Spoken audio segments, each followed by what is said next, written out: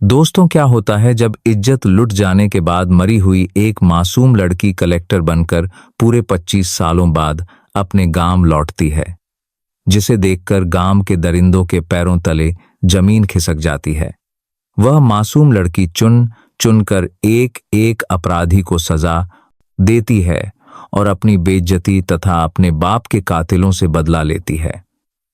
दोस्तों, जिंदगी का सबसे बड़ा सच यही है कि इंसान चाहे जितना भी मजबूत हो जाए, वक्त का एक झटका उसे वहीं पटक देता है जहां से उसने उड़ान भरी थी। इसलिए कभी किसी की मजबूरी का मजाक मत बनाओ, किसी के हालात को उसकी औकात मत समझो, क्योंकि वक्त बदलते देर नहीं लगती। जो आज कमजोर है वही कल ताकतवर होकर तुम्हारे सामने खड़ा हो सकता है। और जब वक्त पलटता है तो इंसाफ उसी के हाथों होता है जिसे सबसे कमजोर समझा जाता है। यह कहानी भी एक ऐसे ही बदले की है जहां एक लड़की ने अपने साथ हुए जुल्म का हिसाब 25 साल बाद लिया, वह भी उस कुर्सी पर बैठकर जहां से हुक्म चलता है पूरे जिले पर। लेकिन यह बदला इतना आसान नहीं था। इसके पीछे छुपा था एक खौफनाक अतीत, एक बर्बादी की दास्तान, एक ऐसी चीख जो बरसों तक मिट्टी में दबी रही और फिर एक दिन वह चीख इंसाफ बनकर पूरे गांव पर टूट पड़ी। दोस्तों, वीडियो शुरू करने से पहले आपसे एक छोटी सी रिक्वेस्ट है।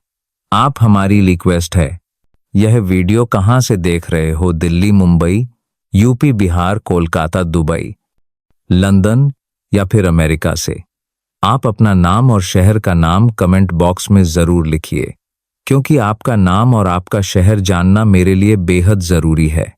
और हाँ दोस्तों, जब मैं आपका नाम और शहर पढ़ता हूं तो एक अजीब सी खुशी होती है, लगता है आप मेरे अपने हो। वीडियो को आखिरी तक जरूर देखना, क्योंकि इस कहानी के बाद आपके अंदर एक ऐसी आग जलेगी कि आप हर अन्याय के खिलाफ खड़े होने का हौसला खुद में महसूस करोगे। और हाँ दोस्तों, चैनल को सब्सक्राइब करना मत भूलिए, क्योंकि आगे भी ऐसी ही खतरनाक, सच्ची और रूह कंपा देने वाली कहानियां लेकर हम फिर आएंगे। तो चलिए अब बिना वक्त गवाए शुरू करते हैं आज की सबसे बड़ी और सबसे खतरनाक सच्ची कहानी। साल 1998, उत्तर प्रदेश के प्रतापगढ़ जिले का एक छोटा सा गांव देवीपुर। वही मिट्टी जहां बेटियों को बोझ समझा जाता था, जहां लड़कियों के पैदा होते ही किस्मत को कोसा जाता था। उसी गांव में जन्मी थी अंजलि, साधारण सी सांवला रंग, बड़ी बड़ी आंखें, मगर पढ़ने में तेज और ख्वाब इतने ऊंचे कि आसमान भी छोटा पड़ जाए। अंजलि के पिता रामकुमार शर्मा गांव के एक मामूली किसान थे, जो दिन रात खेतों में पसीना बहाते थे ताकि किसी तरह अपनी बेटी को पढ़ा लिखाकर काबिल बना सकें। अंजलि को भी चाहती थी कि वह कुछ बड़ा करे, अपने माँ बाप का सिर ऊंचा करे, मगर उसे क्या पता था कि उसकी किस्मत में एक ऐसा काला दिन लिखा है जो उसकी पूरी जिंदगी तबाह कर देगा। गांव में ही था भैरव सिंह, ठाकुर बिरादरी का दबंग, पैसे वाला और गांव की राजनीति में सबसे ताकतवर। उसकी नजरें कई दिनों से अंजलि पर थीं, लेकिन रामकुमार शर्मा जैसे गरीब किसान की औकात ही क्या थी कि ठाकुर साहब से लड़ सके। भैरव सिंह की नजर में औरत सिर्फ एक जिस्म थी, एक खिलौना, और अंजलि की मासूमियत ने उसमें हवस भर दी थी। उस दिन गांव में होली का मेला लगा था, चारों तरफ रंग गुलाल, हंसी ठहाके। अंजलि पहली बार अपने पिता के साथ मेला देखने गई थी। पूरे गांव में जैसे बस भैरव सिंह की ही हुकूमत थी। उसके 4 गुर्गे हर जगह तैनात थे। मौका मिलते ही भैरव सिंह ने अपने आदमियों को इशारा किया और जैसे ही अंजलि अकेली हुई, उसे खींचकर एक सुनसान जगह ले गए। अंजलि चीखी, चिल्लाई, हाथ पांव मारे, मगर उसकी आवाज उस भीड़ में कहीं दब गई। भैरव सिंह ने अपने 4 गुर्गों के साथ मिलकर अंजलि की इज्जत तार तार कर दी।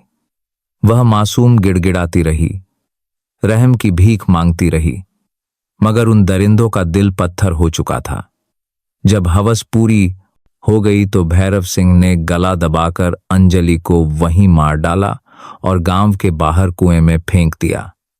गांव वालों ने जब देखा कि अंजलि और रामकुमार मेला देखकर लौटे ही नहीं तो थोड़ी देर तक चर्चा हुई, लेकिन फिर सब शांत। भैरव सिंह ने पूरे गांव में दहशत फैला दी थी। किसी की हिम्मत नहीं थी उसके खिलाफ बोलने की। रामकुमार की लाश भी गांव के बाहर झाड़ियों में मिली। पूरे परिवार का नामो निशान मिटा दिया गया। अंजलि को किसी ने तलाशा भी नहीं। ऐसा लगा जैसे वह कभी इस धरती पर थी ही नहीं। जब गांव के दरिंदों ने उस मासूम अंजलि को बर्बाद किया था, उन्होंने समझ लिया था कि अब यह लड़की मर चुकी है।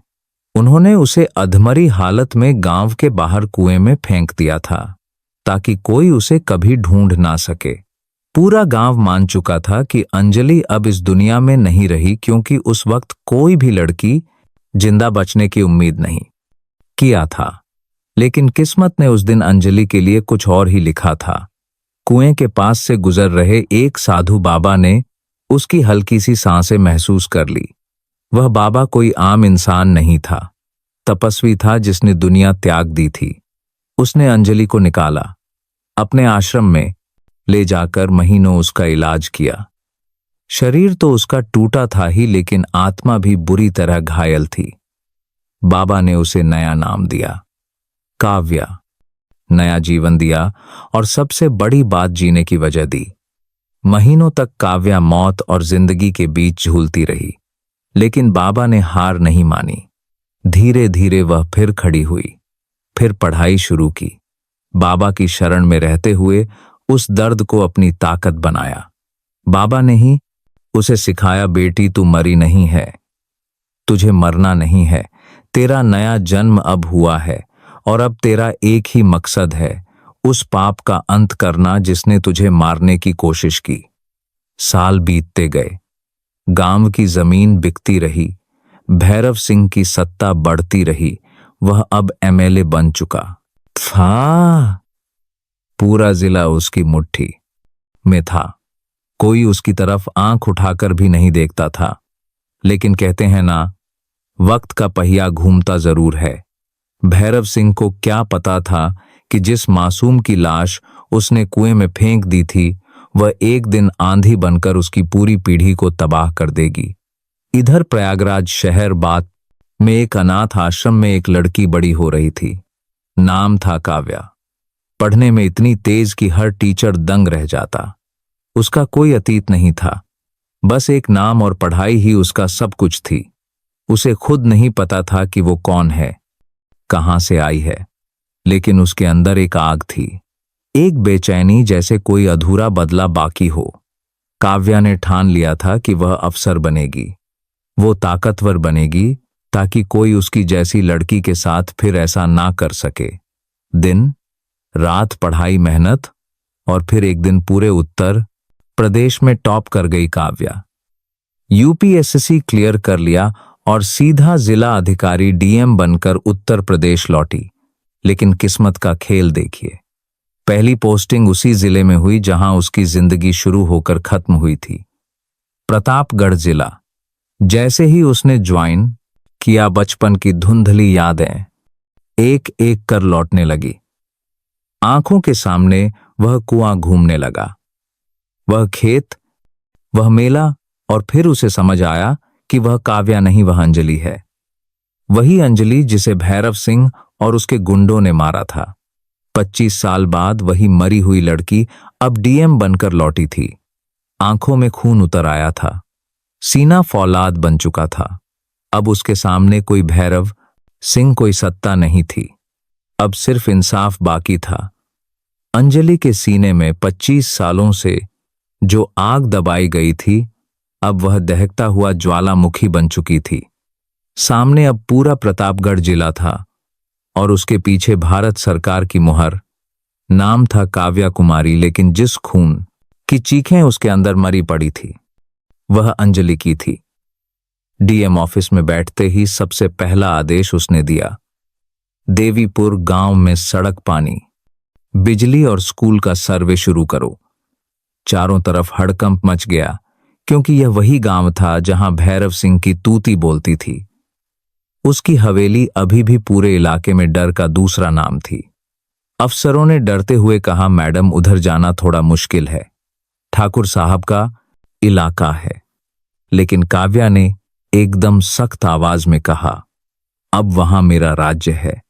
गांव तो क्या, हवेली के अंदर भी जांच होगी। देवीपुर का नाम सुनते ही अंजलि के अंदर की पुरानी यादें जिंदा हो गईं। आंखों में वही मंजर घूमने लगा जब रंगों के उस मेले में उसकी जिंदगी उजाड़ दी गई थी। अब तक उसने भैरव सिंह का चेहरा नहीं देखा था, लेकिन फाइल में उसका नाम देखकर दिल खून से भर गया। एमएलए भैरव सिंह, वही दरिंदा जो 25 साल पहले अंजलि की जिंदगी खत्म कर चुका था। मगर अब सामने एक औरत थी जिसके पास पावर थी, वर्दी थी और सबसे बड़ी बात, सरकार का कानून था। देवीपुर में जैसे ही डीएम के आने की खबर फैली, गांव के बूढ़े बुजुर्ग सहम गए। कोई नहीं समझ पा रहा था कि यह कौन सी आफत आने वाली है। भैरव सिंह को भी भनक लग गई थी कि नई डीएम कुछ अलग किस्म की है।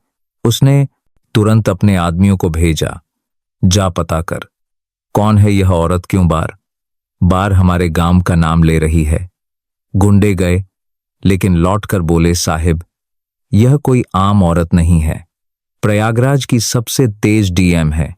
सब कह रहे हैं यह अपने आप में पूरा तूफान है। भैरव सिंह मुस्कुराया, तूफान? हमारे सामने कोई तूफान नहीं टिकता। उसे क्या पता था कि यह तूफान उसकी जड़ों को उखाड़ने आया है। तीसरे दिन खुद काव्या सरकारी गाड़ियों का पूरा काफिला लेकर गांव पहुंची। चारों तरफ सीआरपीएफ पुलिस और खुफिया अधिकारी। पूरा गांव थर थर कांप उठा। जिस जमीन पर कभी अंजलि की लाश गिरी थी, आज वहीं उसकी गाड़ी का पहिया रुका। उसने उतरते ही जमीन को देखा। एक बार को आंखें भीग गई, मगर अगले ही पल पत्थर बन गई। गांव के चौपाल में जनता दरबार लगाया गया। पूरे गांव के लोग इकट्ठा हुए। किसी में हिम्मत नहीं थी आंख उठाकर देखने की। काव्या ने सबसे पहला सवाल किया, बताओ इस गांव में सबसे ज्यादा जुल्म किसने किए? पूरा गांव एक दूसरे का मुंह ताकने लगा। किसी ने हिम्मत नहीं की, लेकिन एक बूढ़ा आदमी कांपते हुए बोला, मैडम ठाकुर साहब भैरव सिंह। काव्या की आंखें लाल हो गईं। क्या जुल्म किया? बूढ़ा कांपते हुए बोला, मैडम यहां बेटियों को उठवा लिया जाता था, खेतों में ले जाकर सब खत्म कर दिया जाता था। किसी ने कभी नहीं सुनी हमारी। काव्या की रूह कांप गई, मगर चेहरे पर शिकन तक नहीं आने दी। अगले ही पल उसने आदेश दिया, एमएलए भैरव सिंह को अभी के अभी यहां बुलाओ, सरकारी आदेश है। गांव में हड़कंप मच गया। भैरव सिंह को जैसे ही खबर लगी, उसका खून खौल उठा। साली औकात में रह एमएलए को बुला रही है, मगर डर था, इसलिए मजबूर होकर आना पड़ा। हवेली से निकलते हुए पहली बार भैरव सिंह के कदम कांपे। वह समझ चुका था कि यह लड़की कोई मामूली नहीं है। जब वह पहुंचा तो काव्या ने पहली बार उस हैवान का चेहरा देखा। चेहरा वहीं, आंखों में वही दरिंदगी, बस उम्र की लकीरें बढ़ गई थी। भैरव सिंह ने बड़े रौब में कहा, मैडम मैं इस इलाके का जनप्रतिनिधि हूं, इस तरह बुलाना ठीक नहीं। काव्या मुस्कुराई, जनप्रतिनिधि या जन हत्यारा? भैरव सिंह सन्न। उसने कहा, क्या मतलब? काव्या ने आंखों में आंख डालकर कहा, 1998 याद है ठाकुर साहब, होली का मेला, एक लड़की अंजलि, खेत के पास की झाड़ियां। भैरव सिंह के चेहरे से जैसे खून उतर गया। उसके पैरों तले जमीन खिसक गई। वह सोच भी नहीं सकता था कि 25 साल पुराना राज यूं सामने आ जाएगा। उसने हकलाते हुए कहा, कौन अंजलि? कैसी बातें कर रही हो मैडम? काव्या ने गहरी सांस ली। अंजलि वही लड़की जिसे तूने अपने 4 गुर्गों के साथ मिलकर मार दिया था। आज 25 साल बाद वही लड़की लौट आई है। इस 25 साल बाद वही लड़की लौट आई है, वर्दी में तेरा हिसाब करने। पूरा गांव दंग। किसी को यकीन ही नहीं हो रहा था कि आज 25 साल पुराना जुल्म फिर सामने खड़ा है। भैरव सिंह के मुंह से आवाज नहीं निकली। काव्या ने वहीं खड़े खड़े ऐलान कर दिया, आज से भैरव सिंह इस गांव में कैद कर रहेगा। जब तक पूरे केस की जांच नहीं होती यह कहीं नहीं जाएगा। हर दिन पूछताछ होगी और केस खुलेगा, वह भी जनता के सामने। भैरव सिंह चीख पड़ा, मैडम, यह आप गलत कर रही हैं।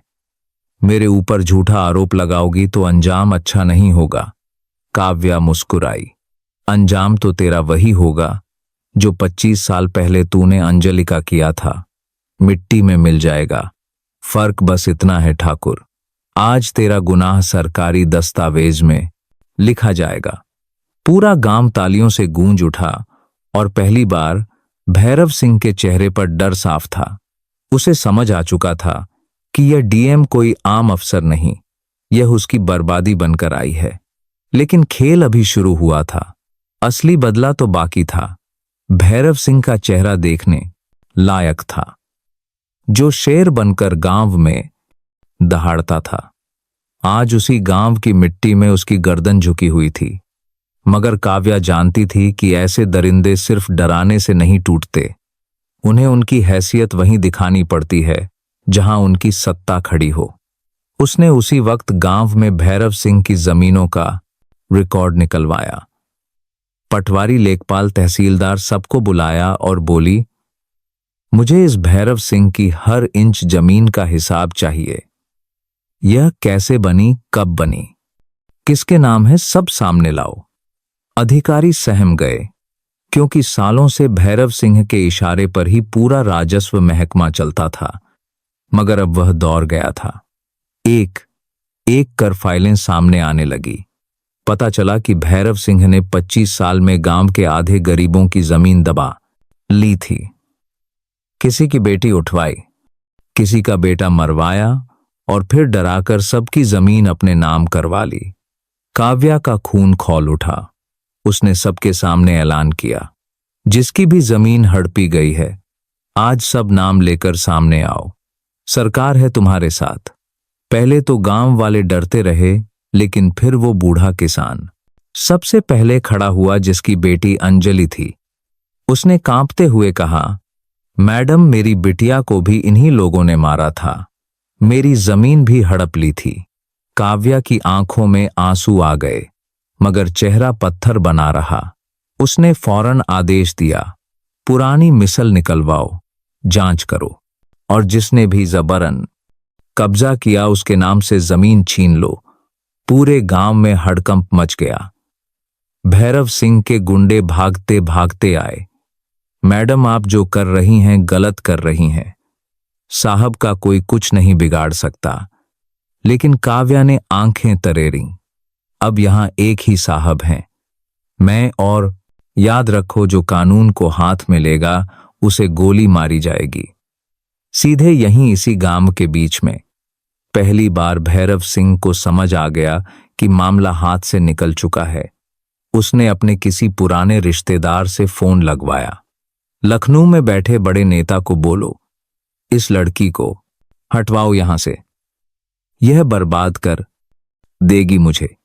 मगर वहां से जवाब मिला, भाई, वह लड़की कोई मामूली अफसर नहीं है, मुख्यमंत्री के सीधे संपर्क में है, उसका हाथ बहुत लंबा है, बच नहीं पाएगा तू। यह सुनते ही भैरव सिंह के पसीने छूट गए। काव्या ने अगले दिन गांव में पंचायत बुलाई। पूरे गांव के लोग, अधिकारी, मीडिया सब जमा हुए। उसने कहा, आज यहां सिर्फ इंसाफ होगा, 25 साल का हिसाब किताब खुलेगा। जो भैरव सिंह के जुल्म का शिकार हुआ है वह सामने आए और सब बताए। एक एक कर लोग सामने आने लगे, कोई अपनी बेटी का किस्सा लेकर, कोई जमीन का, कोई बेटे के कत्ल का। हर किसी की जुबान पर एक ही नाम था, भैरव सिंह। भैरव सिंह खून का घूंट पीकर रह गया। उसकी आंखों में अब वह घमंड नहीं, बस डर था। मगर अभी असली वार होना बाकी था। काव्या ने अपने सबसे भरोसेमंद अधिकारी को इशारा किया, एक टीम भेजो भैरव सिंह की हवेली, वहां खुदाई कराओ, मुझे सबूत चाहिए ताकि कोर्ट में इसे फांसी दिला सकूं। जब पुलिस टीम भैरव सिंह की हवेली पहुंची तो खुद भैरव सिंह को यकीन नहीं हुआ कि आज उसकी उस हवेली में सरकारी झंडा लग गया था, जहां कभी इंसाफ का नाम लेना भी हराम था। खुदाई शुरू हुई और एक एक कर पुराने राज बाहर आने लगे। हवेली के पिछवाड़े से नर कंकाल निकले, औरतों के कपड़े, बच्चों के खिलौने, चूड़ियां, पूरा गांव दहल उठा। किसी को नहीं पता था कि यह हवेली अंदर से कब्रिस्तान है। काव्या ने माइक उठाया और बोली, देखो गांव वालों, यही है भैरव सिंह का असली चेहरा। इसे तुम लोग ठाकुर साहब कहते थे, यह तो कातिल है, हैवान है। अब किसी के मुंह से भैरव सिंह के लिए एक लफ्ज भी नहीं निकला। हर आंख में नफरत थी। भैरव सिंह के बेटे और गुर्गे पुलिस की पकड़ में आ चुके थे और पूरा गांव इस जल्लाद का नंगा सच देख चुका था। मगर काव्या का गुस्सा अब भी ठंडा नहीं हुआ था। उसने वही किया जो किसी ने सपने में भी नहीं सोचा था। उसने कोर्ट से स्पेशल परमिशन लेकर भैरव सिंह को उसी हवेली में कैद करने का आदेश दे दिया जहां उसने लड़कियों की इज्जत लूटी थी। वहीं अब उसकी कब्र बनेगी। भैरव सिंह चीख चीख कर कह रहा था, मैडम छोड़ दो, मुझसे जो हो गया माफ कर दो। मगर काव्या का दिल पत्थर हो चुका था। काव्या ने कहा, भैरव सिंह, माफ करने लायक गुनाह तेरा होता तो शायद आज मैं भी जिंदा होती अंजलि बनकर, मगर तूने मुझे मार डाला था, मेरी रूह को 25 साल तक जला दिया। अब तेरा नंबर है, अब तू जिंदा रहेगा, मगर उसी हवेली में जहां की एक एक ईंट तुझे तेरे गुनाह याद दिलाएगी।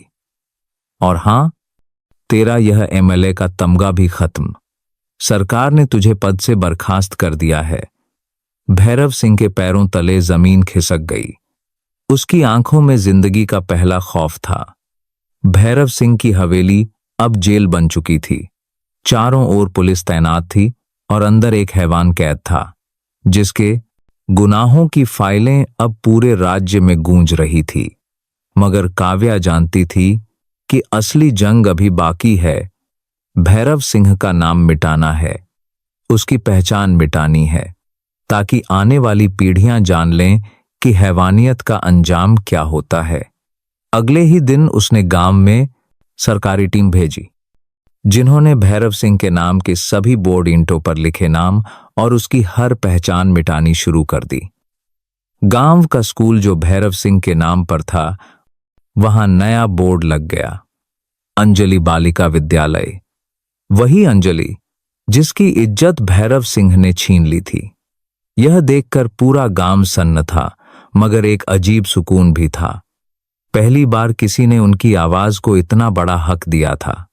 गांव की औरतें जो सालों तक डर के साए में रही थीं, आज पहली बार खुद चलकर डीएम साहिबा के पास आईं और कहा, बिटिया, आज तूने हमारा सिर ऊंचा कर दिया, आज हमारे दर्द का बदला लिया है तूने।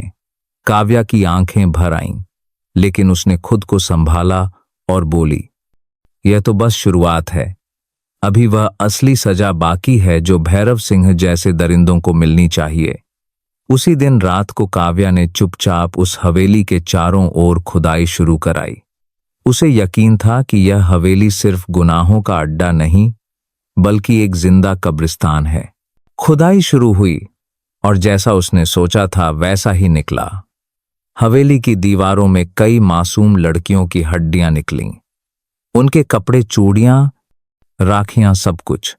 एक एक कर पुरानी कहानियां सामने आ रही थीं, जिनके बारे में गांव वाले बस कानाफूसी करते थे। रात के अंधेरे में खुदाई का वह मंजर ऐसा था कि पुलिस वाले भी कांप गए। गांव की औरतें चीखने लगीं, हे भगवान, यह इंसान था या राक्षस? मगर भैरव सिंह एक कोने में बैठा सब देख रहा था। उसकी आंखों में अब ना शर्म थी, ना पछतावा, बस खौफ था। वह जान चुका था कि अब मौत नहीं आएगी, अब उसे तिल तिल कर मरना होगा। सुबह होते ही काव्या ने मीडिया को बुलाया और कहा, आज देख रहा था जातीज वैभव सिंह है। लो, यह है उस भैरव सिंह का असली चेहरा जिसके नाम से गांव कांपता था। यह हवेली अब सबूत है उसकी दरिंदगी का। और आज से यह हवेली सरकारी कब्जे में रहेगी ताकि लोग देखें और समझें कि औरत की इज्जत लूटने वालों का अंजाम क्या होता है। पूरा प्रदेश दहल उठा। खबर जंगल में आग की तरह फैल गई। मुख्यमंत्री तक को फोन गया। मैडम, आपकी अफसर ने कमाल कर दिया। पूरा प्रदेश उसकी तारीफ कर रहा है। मगर काव्या जानती थी कि भैरव सिंह अकेला नहीं था। उसके गुर्गे, उसके बेटे, उसके रिश्तेदार, सब ने मिलकर यह जुल्म किया था। उसने भैरव सिंह की गिरफ्तारी के साथ ही उसके पूरे खानदान की लिस्ट बनवाई और एक एक करके सबको पकड़वा दिया। पुलिस अब किसी की नहीं सुन रही थी, क्योंकि इस बार आदेश खुद डीएम मैडम का था। गांव का माहौल ऐसा बन गया था जैसे कोई जंग छिड़ गई हो। हर तरफ पुलिस, जेसीबी, मशीनें, मीडिया और इंसाफ मांगते लोग। जिन गरीबों की जमीनें हड़पी गई थीं, वह सामने आने लगे। कोई 25 साल पुरानी रजिस्ट्री लेकर आया, कोई बंजर खेत का नक्शा लेकर। सबने एक सुर में कहा, मैडम, हमें हमारी जमीन वापस चाहिए। और काव्या ने वादा किया, जो तुम्हारा है वह तुम्हें मिलेगा, चाहे किसी भी कीमत पर। उसने भैरव सिंह की जब्त की गई सारी प्रॉपर्टी गरीबों में बांटने का आदेश दिया। गांव के वह लोग जो चपरासी बनकर, नौकर बनकर भैरव सिंह के घर काम करते थे, आज उन्हीं के नाम पर जमीनें लिखी जाने लगी। गांव की विधवा औरतें जिनकी इज्जत लूटी गई थी, उन्हें मुआवजा और सरकारी नौकरी दी गई। पहली बार गांव वालों को लगा कि सच में भगवान इंसाफ करता है, बस वक्त लगता है। भैरव सिंह अब हवेली में अकेला था। ना बेटा, ना बहू, ना कोई रिश्तेदार, सब गिरफ्तार हो चुके थे। उसने एक बार फिर कोशिश की कि कोई पहुंच वाला नेता उसे बचा ले, मगर सबने फोन काट दिया, क्योंकि अब मामला मीडिया में था, सरकार तक पहुंच चुका था। मुख्यमंत्री ने खुद फोन किया, उस हैवान को जिंदा गाड़ दो, ताकि आगे कोई भी बेटी की इज्जत पर हाथ उठाने से पहले 100 बार सोचे। रात को जब पुलिस अधिकारी भैरव सिंह से मिलने गए तो वह बुरी तरह कांप रहा था। बार बार कह रहा था, मुझे मार दो, मुझे गोली मार दो, मैं और नहीं झेल सकता। मगर इंसाफ ऐसे नहीं होता। काव्या ने साफ कह दिया मरने की दुआ मत मांग भैरव सिंह, अब तुझे जिंदा रहना है और हर दिन तिल तिल कर मरना है, उसी हवेली में जहां तूने लड़कियों की चिताएं सजाई थीं। गांव के बीचों बीच उस हवेली की हालत अब खंडहर जैसी हो गई थी। वहां हर रात किसी लड़की की चीख सुनाई देती थी। गांव वाले कहते, बिटिया, अब उनकी आत्माएं चैन पा रही हैं। मगर काव्या का दिल अब भी ठंडा नहीं हुआ था, क्योंकि उसे पता था कि उस रात भैरव सिंह के साथ जो 4 लोग थे, उन्होंने ही उसकी लाश को जलाया था। अब उन्हें भी पकड़ना है। वह अगला कदम सोच चुकी थी और अब उसकी असली लड़ाई शुरू होने वाली थी। रात गहरा चुकी थी। हवेली के हर कोने में सन्नाटा पसरा था, लेकिन हवेली के भीतर एक तूफान पल रहा था। भैरव सिंह की आंखों के सामने उसकी बर्बादी का मंजर घूम रहा था। मगर सबसे बड़ी चोट उसे तब लगी जब उसने सुना कि गांव की वह औरतें जिन पर वह कभी हुकूमत करता था, अब हवेली के सामने मशाल लेकर इकट्ठा हो रही हैं। काव्या ने जानबूझकर उसी रात पंचायत बुलवाई थी और उस पंचायत में सिर्फ औरतों को बैठने की इजाजत थी। पहली बार गांव की औरतें अपना दर्द खुलकर बोल रही थीं। पहली बार उन्होंने दहाड़ते हुए कहा, आज फैसला हमारा होगा, आज इंसाफ हमारा होगा। काव्या ने चुपचाप एक एक औरत की बात सुनी। कोई अपनी बेटी का नाम लेकर रो रही थी, कोई अपनी बहन का, किसी की मां ने जहर खा लिया था, किसी की बेटी कुएं में कूद गई थी। सबका एक ही गुनहगार था, भैरव सिंह। उस पंचायत में बूढ़ी रामकली सबसे आगे खड़ी थी। कांपते हाथों से उसने काव्या के सिर पर हाथ रखा और बोली, बिटिया, तू देवी है। आज हम सबकी बेटियां तुझमें जी उठी हैं। इसी पंचायत में पहली बार भैरव सिंह का वह पुराना राज खुला जो सालों से दफन था। रामकली ने कहा, उस रात सिर्फ भैरव सिंह नहीं था, उसके साथ उसके 3 खास आदमी थे, महेंद्र, धर्मवीर और भोला। इन्होंने ही मिलकर तेरा बलात्कार किया, तुझे मरा समझकर कुएं में फेंका। यह सुनते ही काव्या की रग रग में खून उबाल मारने लगा। आंखें लाल हो गईं मगर उसने खुद को संभाला। काव्या जानती थी कि भैरव सिंह तो उसके शिकंजे में है, लेकिन बाकी तीनों को पकड़ना अब असली जंग है। उसने उसी वक्त एएसपी को हुक्म दिया, तीनों का नाम सुन लिया तुमने, अब इन्हें एक एक कर खोज निकालो, चाहे जमीन फाड़नी पड़े या आसमान छानना पड़े। रात भर पुलिस का जाल बिछ गया। हर जिले में रेड पड़ने लगी। हर चौक चौराहे पर नाका लग गया। सुबह तक खबर आई, मैडम महेंद्र राजस्थान भागने की फिराक में था, पकड़ लिया गया है। पुलिस उसे घसीटते हुए गांव लेकर आई। महेंद्र का हाल बेहाल था, पसीने पसीने हो रहा था। गांव की औरतों ने उसे देखते ही लाठियों से पीटना शुरू कर दिया, मगर काव्या ने सबको रोकते हुए कहा, इंसाफ कानून देगा, गली नहीं। महेंद्र को जब पंचायत के बीच लाया गया तो उसने सबसे पहले काव्या के पैर पकड़ लिए। माफ कर दे मैडम, मैं बहुत बड़ा पापी हूं, मेरी मां बहन नहीं बचेंगी। अगर तूने मुझे सजा दी तो, मगर काव्या की आंखों में कोई दया नहीं थी। उसने सिर्फ एक सवाल पूछा, तुमने उस रात मेरे साथ क्या किया था? महेंद्र के चेहरे का रंग उड़ गया, आवाज कांप गई। मैडम, हमने गलती कर दी थी। भैरव सिंह ने कहा था, हम डर गए थे। काव्या गरजी, डरते सिर्फ कायर हैं, हैवान नहीं।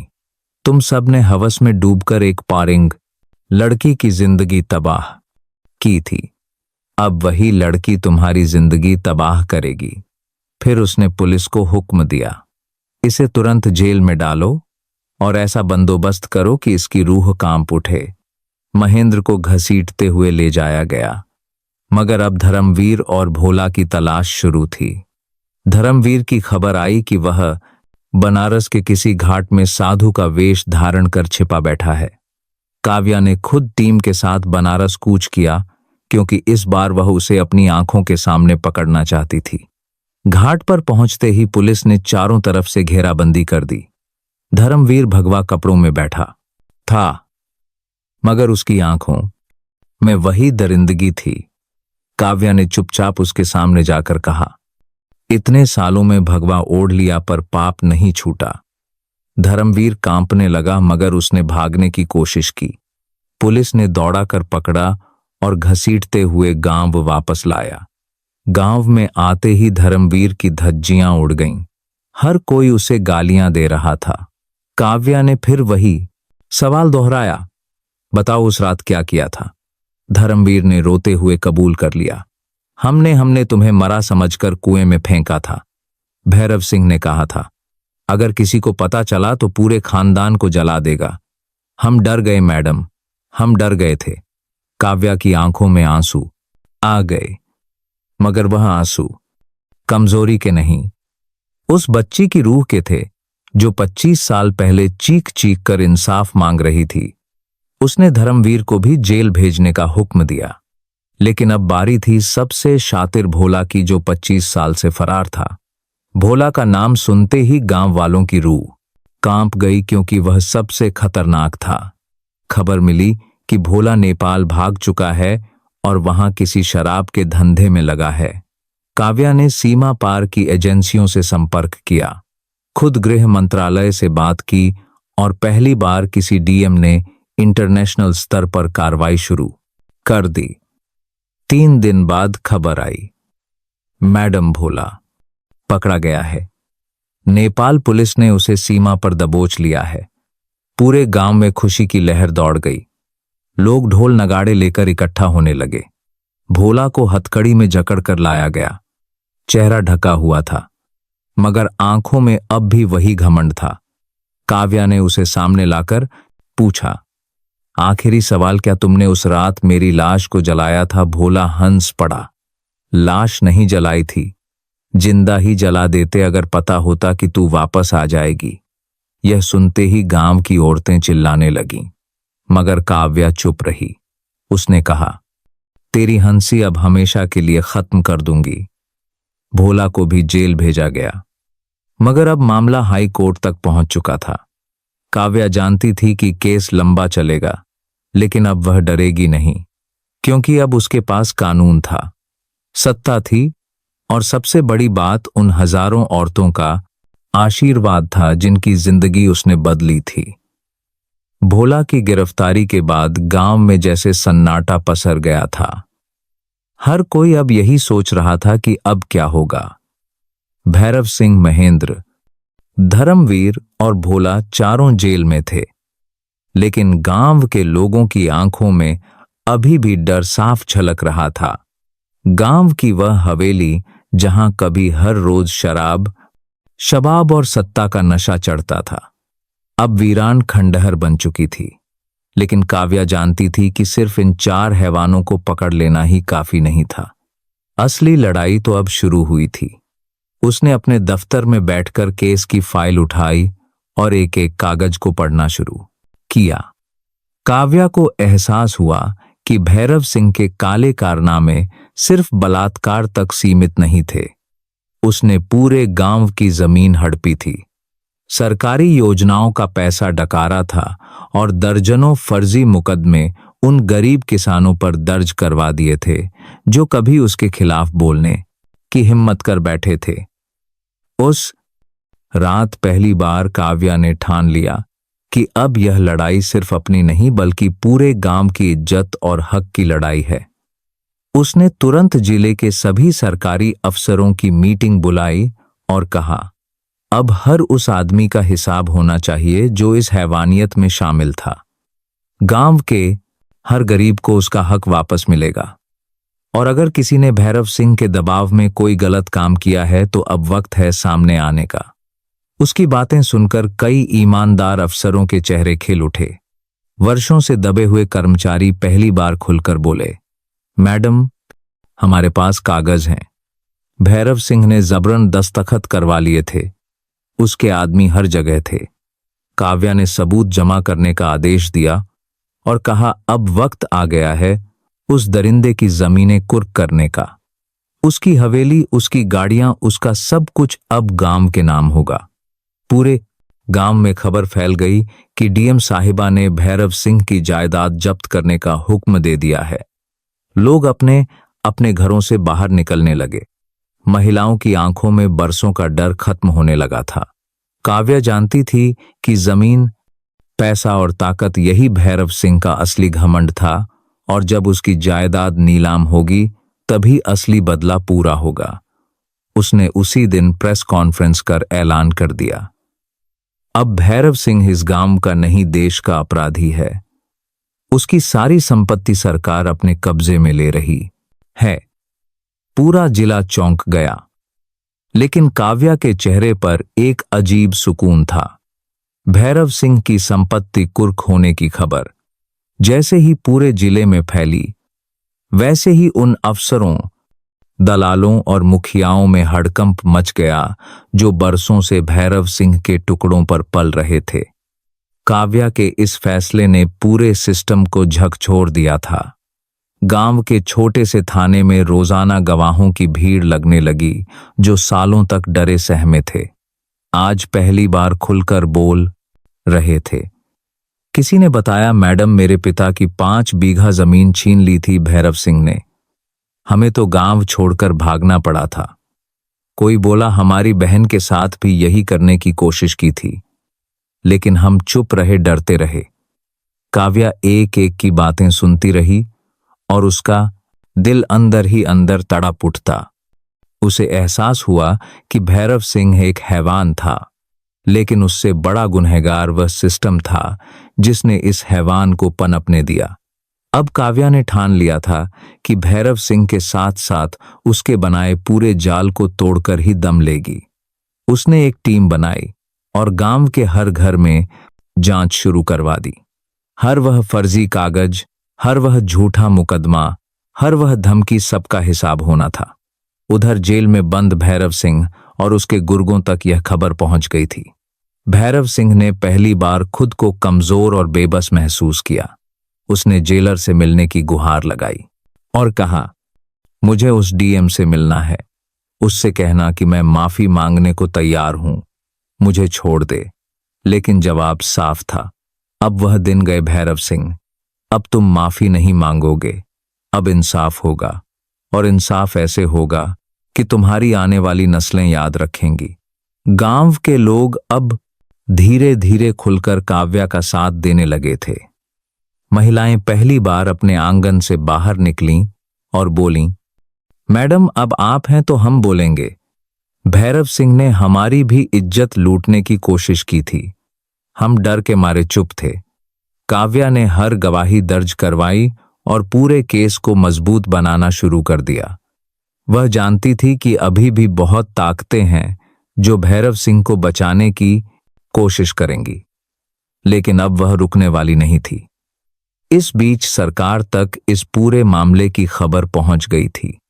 राजधानी से अफसर आए, जांच शुरू हुई और सबने देखा कि कैसे एक औरत जिसने कभी खुद को खत्म मान लिया था, आज मौत के मुंह से लौटकर पूरे सिस्टम को झुका रही थी। गांव में लोग कहने लगे, हमने कभी सोचा भी नहीं था कि एक दिन कोई हमारी आवाज बनेगा, और वह भी वही लड़की जिसे हमने मरा मान लिया था। अब गांव का हर शख्स उस दिन का इंतजार कर रहा था जब भैरव सिंह और उसके तीनों दरिंदों को गांव के बीचों बीच खड़ा कर इंसाफ होगा। लेकिन काव्या जानती थी असली खेल अब शुरू हुआ है, क्योंकि भैरव सिंह जैसे लोगों का अपराध सिर्फ जमीन जायदाद या बलात्कार तक सीमित नहीं होता। वह इतने गहरे जुड़ जाते हैं सिस्टम में कि उनको मिटाना किसी एक फैसले से मुमकिन नहीं होता। जैसे जैसे जांच आगे बढ़ी, वैसे वैसे एक एक परत खुलती चली गई। सीबीआई की टीम जांच में शामिल हो चुकी थी और उन्होंने ऐसे सबूत जुटा लिए थे जिससे यह साफ था कि भैरव सिंह सिर्फ एक बलात्कारी या दबंग नहीं, बल्कि एक बड़ा माफिया था जो हथियारों की तस्करी, अफीम के धंधे और नक्सलियों को सप्लाई करने तक में शामिल था। यह सुनते ही काव्या के पैरों तले जमीन खिसक गई। उसे एहसास हुआ कि यह लड़ाई सिर्फ इज्जत की नहीं रही, अब यह देशद्रोहियों के खिलाफ जंग बन चुकी है। उसने दिल्ली रिपोर्ट भेजी और खुद कमान संभाल ली। लेकिन सबसे बड़ा झटका तब लगा जब जांच में यह बात सामने आई कि भैरव सिंह की पहुंच राजधानी के कई बड़े नेताओं तक थी। कई सांसद मंत्री उसके दम पर चुनाव जीतते थे और उसे बचाने के लिए अब पर्दे के पीछे से चालें चली जा रही थीं। फोन घनघनाने लगे। कुछ अफसरों ने इशारे में कहा, मैडम थोड़ा संभल कर, यह मामला बड़ा हो जाएगा। मगर अब काव्या के अंदर वह आग जल चुकी थी जो किसी धमकी या दबाव में बुझने वाली नहीं थी। उसने सबको साफ कह दिया, या तो इस गांव का इंसाफ होगा या फिर मैं अपनी वर्दी उतार दूंगी, लेकिन किसी भी कीमत पर अब यह दरिंदा जिंदा जेल से बाहर नहीं आएगा। गांव के लोग भी अब एकजुट हो चुके थे। बुजुर्गों ने पंचायत बुलाकर कहा, आज तक हम चुप रहे, लेकिन अब हम भी मरने को तैयार हैं, मगर भैरव सिंह को छोड़ने नहीं देंगे। इधर जेल में भैरव सिंह के हौसले पस्त हो चुके थे। उसने अपने पुराने वकीलों को बुलाया, सुप्रीम कोर्ट तक अपील कर डाली, लेकिन हर जगह से जवाब आया, अब बहुत देर हो चुकी है। महेंद्र, धर्मवीर और भोला भी अंदर ही अंदर टूट चुके थे। भोला तो एक रात रो पड़ा और कहा, भैरव भैया हमने बहुत बड़ा पाप किया था, अब भगवान भी नहीं बचाएगा। मगर भैरव सिंह अभी भी अंतिम कोशिश में था। उधर काव्या ने गांव में वह काम कर दिखाया जो आज तक किसी ने नहीं किया था। उसने गांव के स्कूल, अस्पताल और सड़क के लिए फंड जारी कर दिया। गांव के हर गरीब किसान की जब्त जमीन वापस दिलवाई। औरतों के लिए नए सेंटर खुले जहां वह पढ़ाई लिखाई और सिलाई कढ़ाई सीख सकें। अब गांव का नक्शा ही बदलने लगा था। जहां कभी डर और सन्नाटा था, अब वहां उम्मीदें थीं, सपने थे।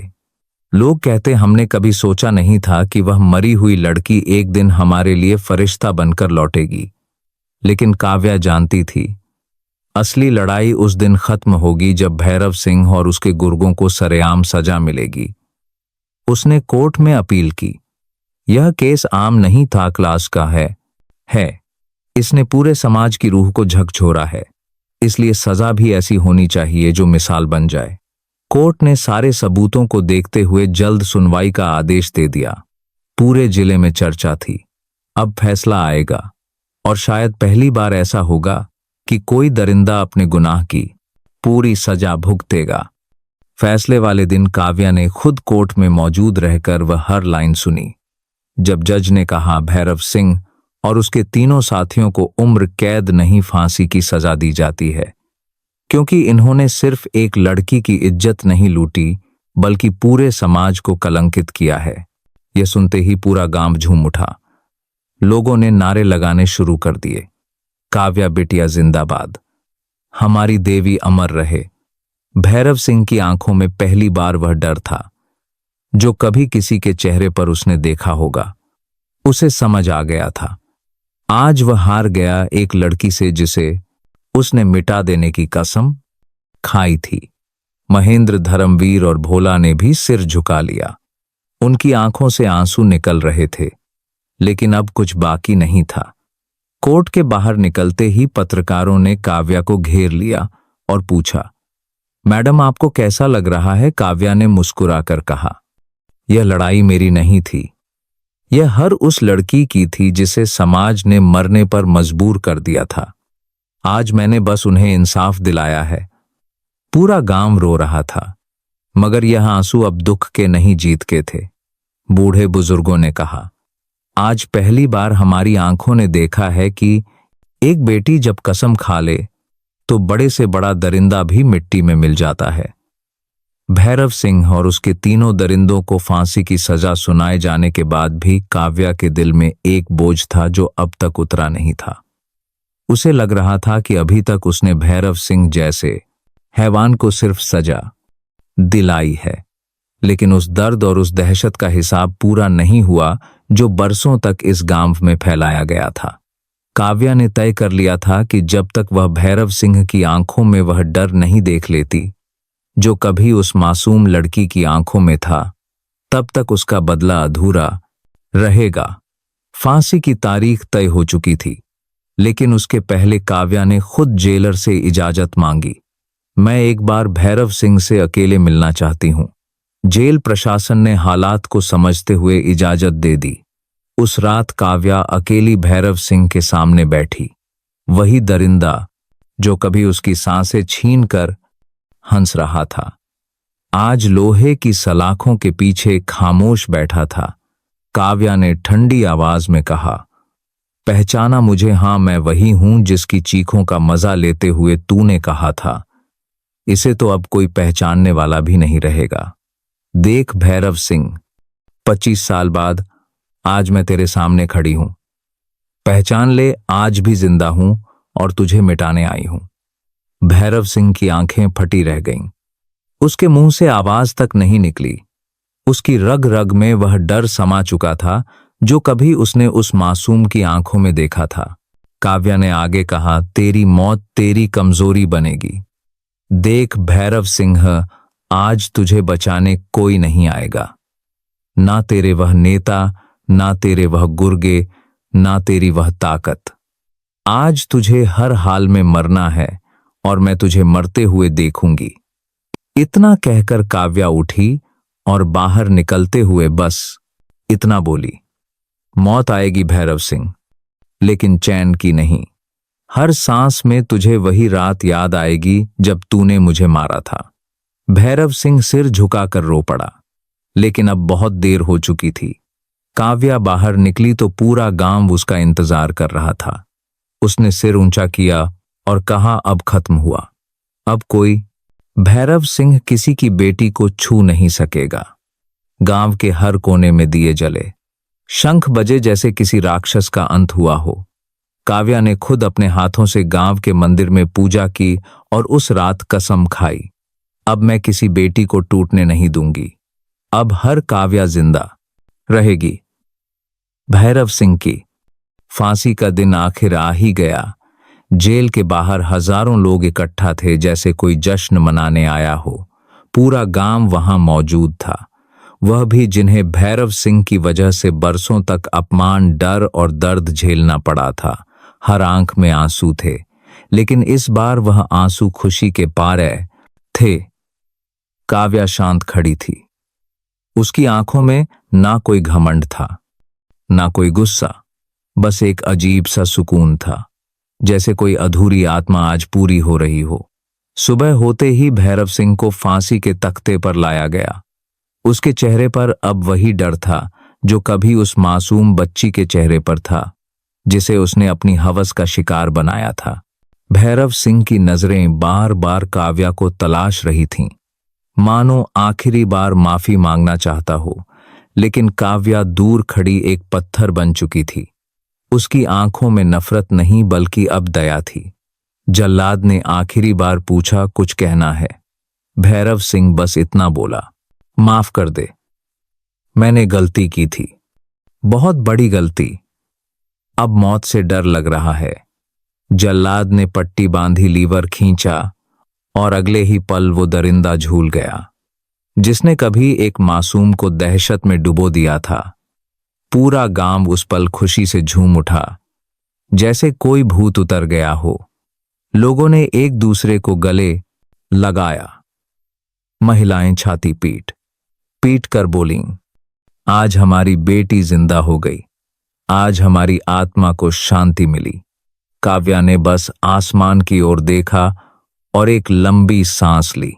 उसे लगा कि उसके भीतर की वह टूटी हुई बच्ची आज सच में मर चुकी है और अब एक नई काव्या जन्म ले चुकी है, जो कभी किसी दरिंदे से नहीं डरेगी। उसने गांव की मिट्टी को माथे से लगाया और कहा, अब कोई भी बेटी भैरव सिंह का शिकार नहीं बनेगी। मैं हर बेटी के लिए एक ढाल बनूंगी, चाहे किसी भी कीमत पर क्यों ना हो। उस दिन के बाद पूरे जिले में एक मिसाल बन गई काव्या की कहानी। लोग अपने बच्चों को सुनाने लगे, देखो यह है एक औरत की ताकत जो मौत के मुंह से लौट कर आई और उन दरिंदों को वहीं पहुंचा दिया जहां उनका असली ठिकाना था। काव्या ने गांव में एक स्कूल बनवाया, मुक्ति विद्यालय, जहां हर बच्ची पढ़ सके, अपने हक के लिए लड़ना सीख सके। औरतों के लिए प्रशिक्षण केंद्र खोला ताकि वह आत्मनिर्भर बने और फिर कभी कोई भैरव सिंह किसी काव्या को तोड़ ना सके। कहते हैं इंसाफ देर से मिले तो सही, लेकिन जब मिलता है तो पूरी कायनात उसकी गवाह बनती है। काव्या की कहानी भी ऐसी ही बन गई। एक मिसाल, एक चेतावनी और एक उम्मीद की बेटी चाहे मरी समझ ली जाए, लेकिन जब वह लौटती है तो भैरव सिंह जैसे हैवानों की नस्लें तक खत्म कर देती है। जिंदगी में चाहे कितनी भी बड़ी चोट क्यों ना लग जाए, चाहे कितने भी बड़े जुल्म हो जाएं, अगर इंसान हार मान ले तो वह मिट जाता है। लेकिन अगर इंसान ठान ले कि अब टूटना नहीं है, अब गिर कर उठना है, तो दुनिया की कोई ताकत उसे रोक नहीं सकती। यह दुनिया ताकतवरों की है, लेकिन असली ताकत पैसा, रुतबा या डर नहीं होता। असली ताकत हिम्मत होती है, इरादे होते हैं और उस आग होती है जो इंसान के सीने में जलती है। काव्या की तरह अगर हर लड़की, हर इंसान यह ठान ले कि अब चुप नहीं रहना, अब लड़ना है, तो दुनिया के हर भैरव सिंह का अंत तय है। जो आज कमजोर लगते हैं वही कल सिस्टम में बैठकर उन दरिंदों का खेल खत्म कर देते हैं। बस जरूरत है खुद पर भरोसा करने की, पढ़ाई करने की और हर उस दर्द को अपनी ताकत में बदलने की। समय कभी भी एक जैसा नहीं रहता। जिसने आज तुम्हें तोड़ा है, कल वही तुम्हारे सामने गिड़गिड़ाएगा। बस अपनी मेहनत मत छोड़ो, अपने इरादे मजबूत रखो, क्योंकि दुनिया याद उसी को रखती है जो जुल्म सहकर जिंदा लौटे और जालिमों को मिटा दे। याद रखना, बेटियां कमजोर नहीं होती, बस वक्त आने दो। वह जब लौटती हैं तो भैरव सिंह जैसे राक्षसों को मिट्टी में मिला देती हैं। यह कहानी बताती है, मत डरो, मत झुको, क्योंकि जब तुम खड़े हो जाओगे ना, तो पूरी कायनात तुम्हारे साथ खड़ी होगी। दोस्तों, कैसी लगी आपको आज की यह कहानी? इस पूरे घटनाक्रम को लेकर आपके क्या विचार हैं? कमेंट बॉक्स में बता देना। बाकी वीडियो अच्छी लगी हो तो वीडियो को लाइक और हमारे YouTube channel black truth story को सब्सक्राइब जरूर करें ताकि हमें थोड़ा सा हौसला मिले। आप लोगों के लिए ऐसे अच्छे अच्छे वीडियो बनाने के लिए। इन कहानियों को सुनाने का उद्देश्य किसी को परेशान करना बिल्कुल भी नहीं है। यह कहानी आपको इसलिए सुनाई जाती है ताकि आप लोग कहानियों में से कुछ ना कुछ सीख सको और अपने जीवन में उस चीज को अप्लाई कर सको। मिलते हैं किसी अगली वीडियो में नए टॉपिक के साथ। तब तक के लिए आप सभी का बहुत बहुत शुक्रिया। दोस्तों, आपको यह कहानी कैसी लगी हमें कमेंट्स में जरूर बताइएगा। और हाँ, यह भी बताइए कि आप यह कहानी दुनिया के किस कोने से सुन रहे हैं। अगर आपके जीवन में भी कोई ऐसी ही यादगार या दिलचस्प घटना घटी हो तो उसे हमारे साथ साझा करें ताकि हम आपकी कहानी भी सभी लोगों तक पहुंचा सकें। हम ईश्वर से कामना करते हैं कि आप और आपका परिवार हमेशा स्वस्थ, सुखी और सुरक्षित रहें।